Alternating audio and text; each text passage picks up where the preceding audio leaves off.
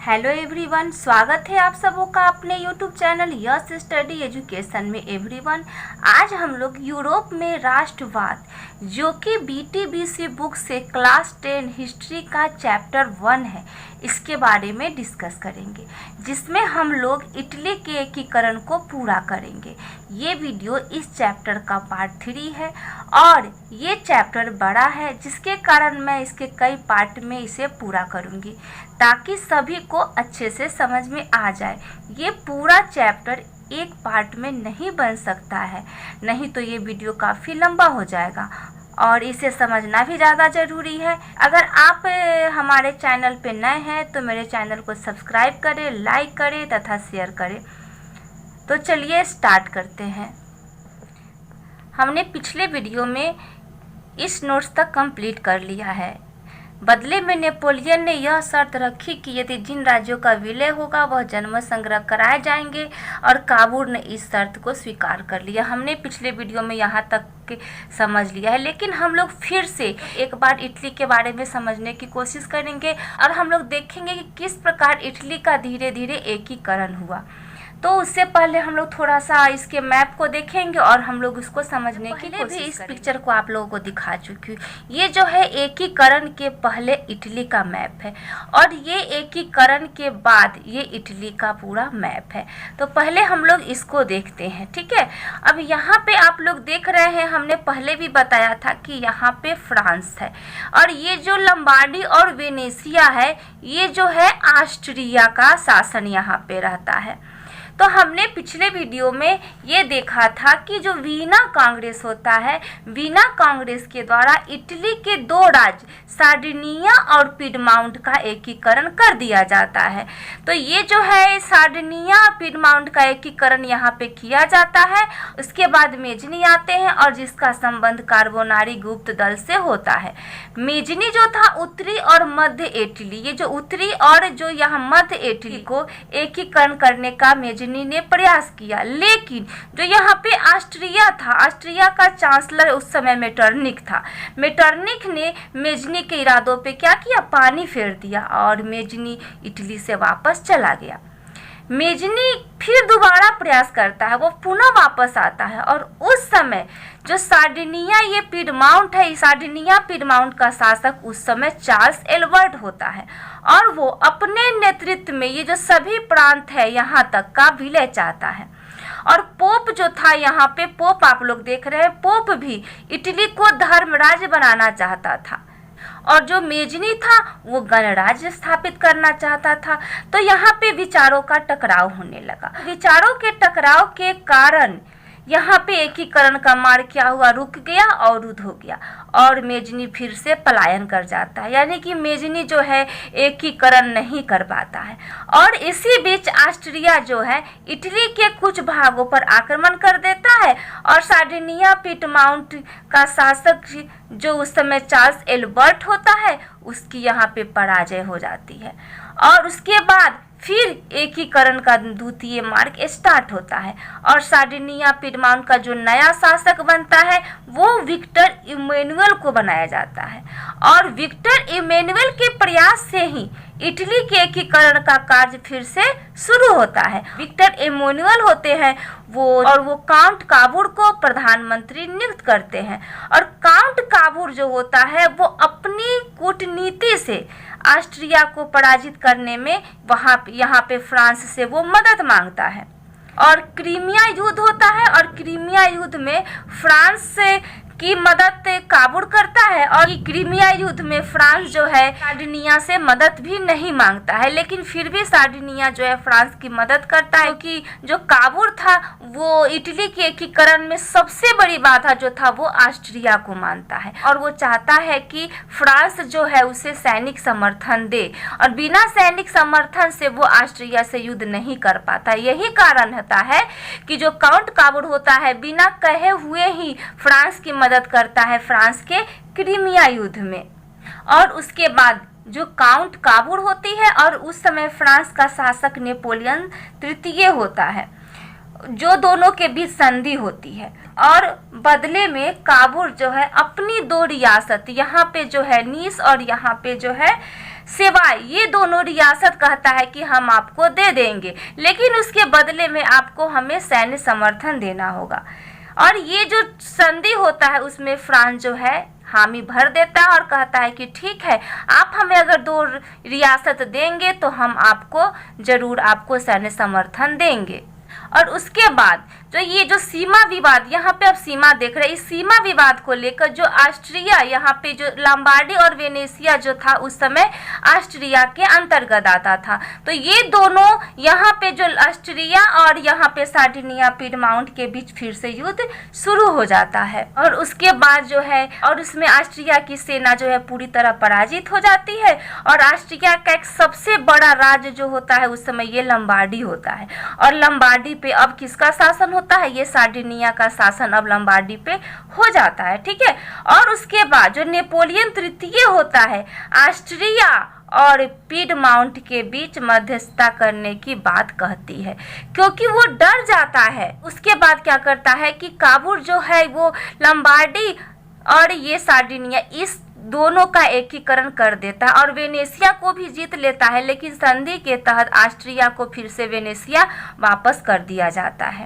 अब काबुल जो था उसने जो था एक बड़े राज्य के रूप में इटली सामने आया था, लेकिन काबुल का ध्यान जो है वो मध्य और उत्तरी इटली के एकीकरण पे था। वो चाहता था कि जो ये पूरा मध्य इटली है और उत्तरी इटली दोनों का एकीकरण हो जाए। उसके बाद जो है 1860-61 में काबुल जो है यहाँ पे रोम होता है, रोम को छोड़ देता है और मध्य इटली के सभी रियासत जिसमें परमा, मोडेना और टस्कनी, ये तीनों जो रियासत आता है उसको सार्डिनिया में और लंबार्डी, परमा, मोडेना, टस्कनी ये सभी में इसको मिला लेता है।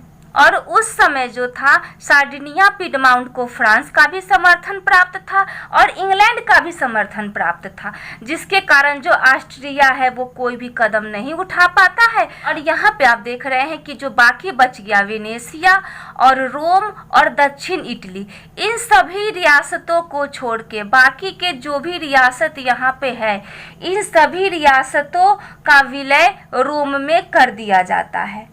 ठीक है। और इन सभी का शासक विक्टर इमैनुअल को माना जाता है। तो यहाँ तक जो है इटली के एकीकरण हो जाता है। अब बच जाता है दक्षिणी इटली। अब हम लोग देखेंगे कि दक्षिणी इटली का विलय कैसे होता है, दक्षिणी इटली का एकीकरण कैसे होता है। तो अब हम लोग फिर अपने नोट्स की तरफ चलते हैं। उम्मीद है कि आप लोगों को हमने पीछे का 2 जो पार्ट हमने बनाया था इटली के एकीकरण का, हमने इसमें आप लोगों को एक ही जगह समझा दिया है। तो हम लोग चलते हैं अपने नोट्स की तरफ। हमने तो यहाँ तक कंप्लीट कर लिया था, अब आगे है 1860-61 में काबुल ने सिर्फ रोम को छोड़कर उत्तर तथा मध्य इटली की सभी रियासत, और सभी रियासत में कौन है, परमा, मोडेना और टस्कनी को मिला लिया तथा जनमत संग्रह कर इसे पुष्टि भी कर लिया। अब अभी हमने इस पॉइंट को हमने मैप के थ्रू समझा है कि 1860-61 में इन रियासत को मिलाया जाता है, परमा, मोडेना और टस्कनी, नाम ध्यान में रखिएगा। और किसको छोड़ देता है, सिर्फ रोम को छोड़ देता है और उत्तर तथा मध्य इटली का एकीकरण काबुल के द्वारा किया जाता है। अब नेक्स्ट है फ्रांस तथा इंग्लैंड द्वारा पीडमाउंट को समर्थन के भय से ऑस्ट्रिया भी कोई कदम नहीं उठा पाता है। यानी कि ऑस्ट्रिया क्यों कोई कदम नहीं उठाता है, क्योंकि पीडमाउंट, सार्डिनिया पीडमाउंट को फ्रांस तथा इंग्लैंड दोनों का समर्थन प्राप्त होता है। यही रीजन है कि ऑस्ट्रिया जो है कोई कदम नहीं उठा पाता है। और काबुल जो है हमने पहले भी बता दिया है कि इटली के एकीकरण में सबसे बड़ी बाधा वो ऑस्ट्रिया को मानता है। नेक्स्ट एक नोट है, 1862 ईस्वी तक दक्षिण इटली, रोम तथा वेनेसिया को छोड़कर बाकी रियासतों का विलय रोम में हो गए और सभी ने विक्टर इमैनुअल को शासक माना। जो दक्षिण इटली को छोड़कर 1862 ईस्वी में सिर्फ दक्षिणी इटली रह जाता है और रोम तथा वेनेसिया, हमने बताया था मैप में कि रोम तथा वेनेसिया ये तीनों को छोड़कर जो भी बाकी रियासत था सभी का विलय हो जाता है और वो सभी रियासत के लोगों ने विक्टर इमैनुअल को शासक मानते हैं। ठीक है। तो ये मैप में हमने आप लोगों को समझा दिया है। अब इसी बीच एक महान क्रांतिकारी गैरिबाल्डी जो है सशस्त्र क्रांति के द्वारा दक्षिणी इटली के रियासतों को एकीकरण तथा गणतंत्र की स्थापना करने का प्रयास कर रहा था।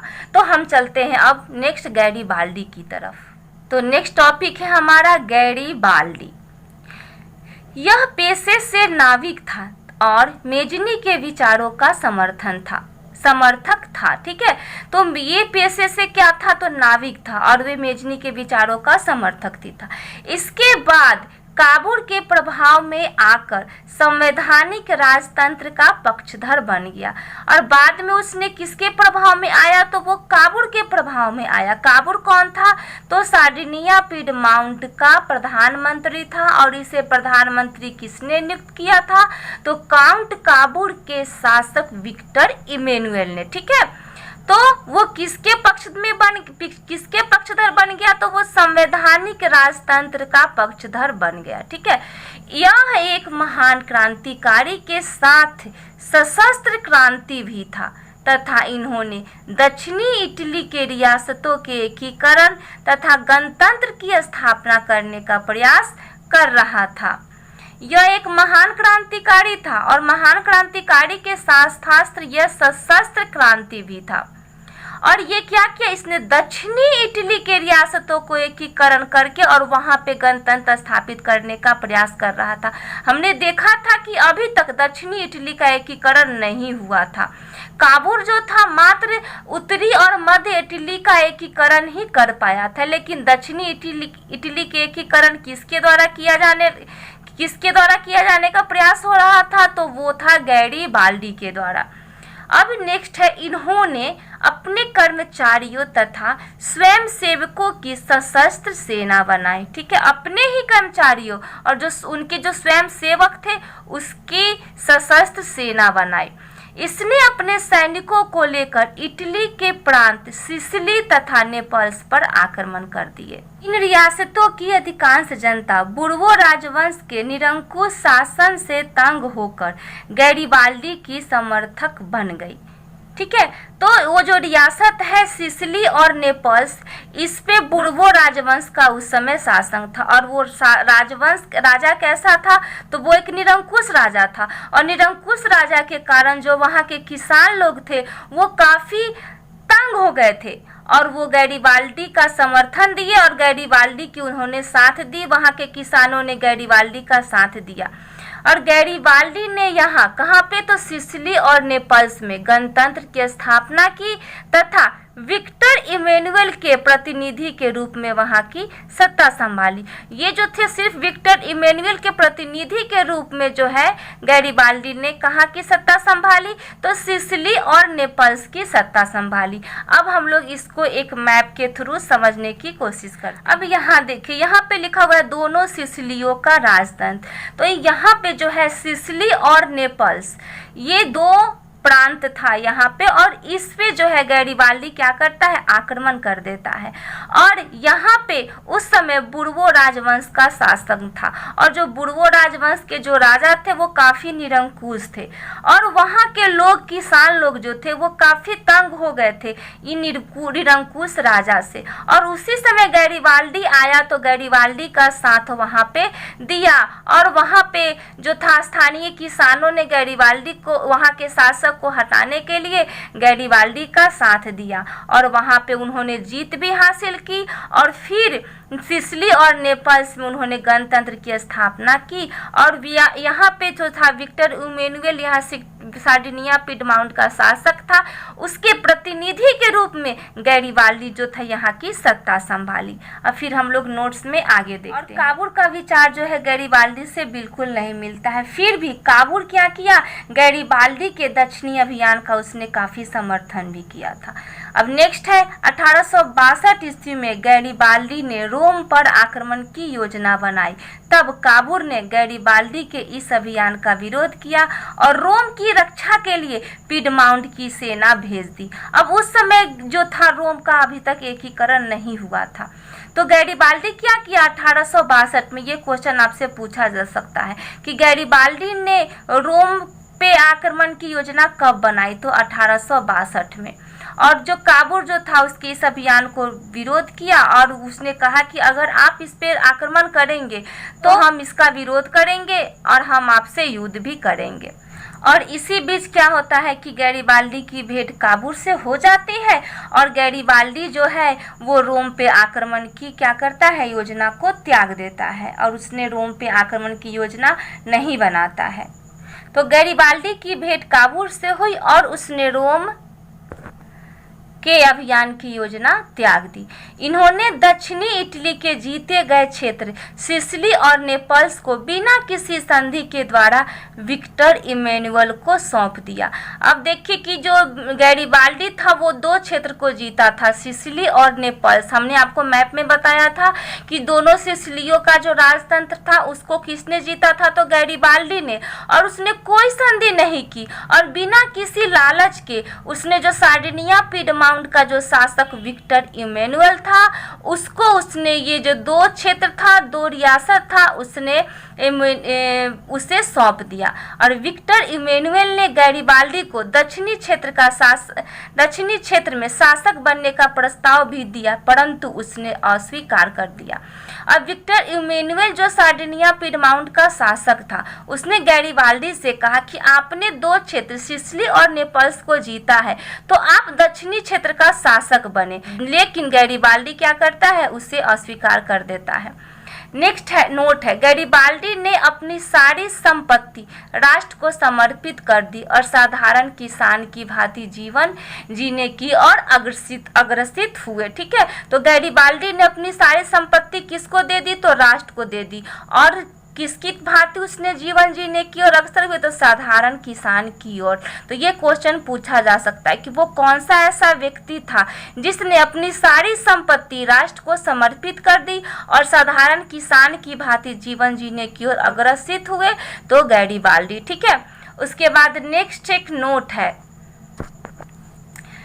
त्याग और बलिदान की इस भावना के कारण गैरिबाल्डी के चरित्र को भारतीय स्वतंत्रता संग्राम के दौरान खूब प्रचारित किया गया तथा लाला लाजपत राय ने इनकी जीवनी भी लिखी। तो कब प्रचारित किया, जब भारतीय स्वतंत्रता संग्राम हुआ था उस समय त्याग और बलिदान के कारण गैरिबाल्डी के चरित्र की चर्चा हुई और इसकी जीवनी किसने लिखे, तो लाला लाजपत राय ने गैरिबाल्डी के चरित्र की जीवनी भी लिखे। तो ये क्वेश्चन पूछा जा सकता है कि लाला लाजपत राय ने किसके त्याग और बलिदान के कारण किसके चरित्र का वर्णन किए थे, किसके चरित्र की जीवनी लिखे थे, तो गैरिबाल्डी के।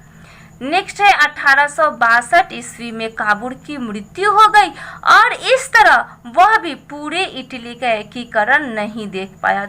नेक्स्ट नोट है, रोम तथा वेनेसिया के रूप में शेष इटली का एकीकरण विक्टर इमैनुअल ने स्वयं किया। अब देखिए कौन बच गया था, बाद में हम लोग फिर मैप में समझते हैं।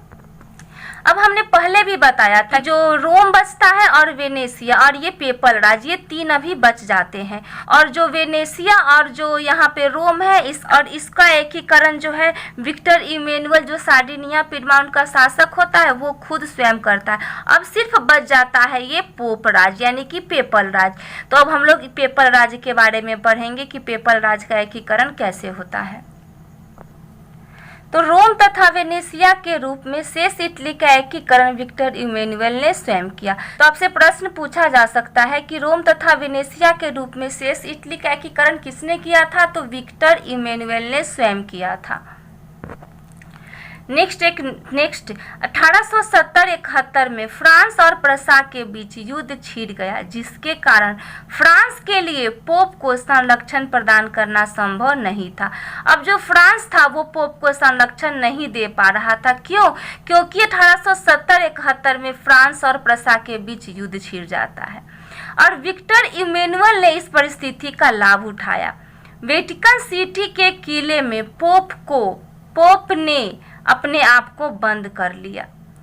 तो पोप ने अपने आप को कहाँ बंद कर लिया, तो वेटिकन सिटी के किले में जो पोप था उसने अपने आप को बंद कर लिया। क्यों? क्योंकि फ्रांस जो था वो उसे संरक्षण प्रदान नहीं कर पा रहा था। और विक्टर इमैनुअल ने पोप के राजमहल को छोड़कर बाकी रोम को इटली में मिला लिया और उसे अपनी राजधानी बनाई। सिर्फ किसको छोड़ दिया? तो सिर्फ पोप का जो राजमहल था सिर्फ उसको विक्टर इमैनुअल ने छोड़ दिया, और बाकी जो भी उसके जो जगह थे पोप के पेपल राज्य के, उसे उसने रोम को इटली में मिला लिया और उसे अपनी राजधानी बनाई। तो उस इटली की राजधानी कहाँ हो गई? तो रोम हो गई। इस नई स्थिति को पोप ने तत्काल स्वीकार नहीं किया। क्यों? इस समस्या का निदान अंततः मुसोलिनी द्वारा हुआ, जब मुसोलिनी ने पोप के साथ समझौता कर वेटिकन की स्थिति को स्वीकार कर लिया।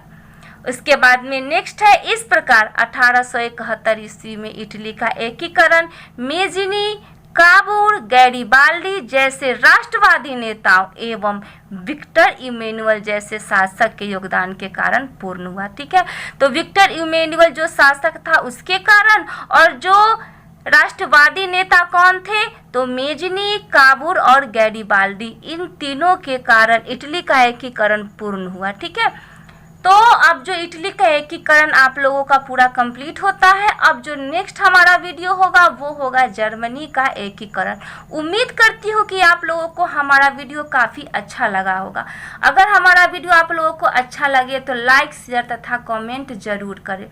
आपके कमेंट से हमें हौसला मिलता है। बने रहिए हमारे साथ, मिलते हैं नेक्स्ट वीडियो में नेक्स्ट टॉपिक के साथ। धन्यवाद।